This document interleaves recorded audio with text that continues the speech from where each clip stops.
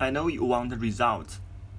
First few basic steps, but you will not be able to move along on your own until you have two skills firmly in space, tones and pinyin. Together with the 21 initials, there are also 66 finals. Combining the two makes a pinyin syllable.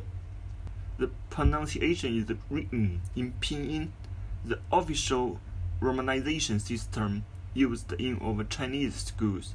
First, read after me, then it's your turn to pick out which letter sounds different from English.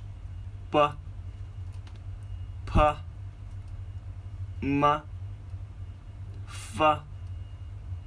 D, T, N, L, G, K, H, J, Q, X, Z,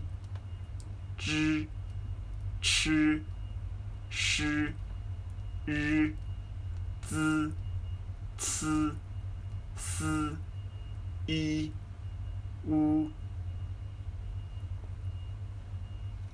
A, O, E, I, U, Ü, I, A, V, Ao, O, U, Ye, Yue,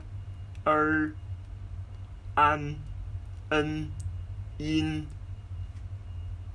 Un, Yun, Ang, Yin,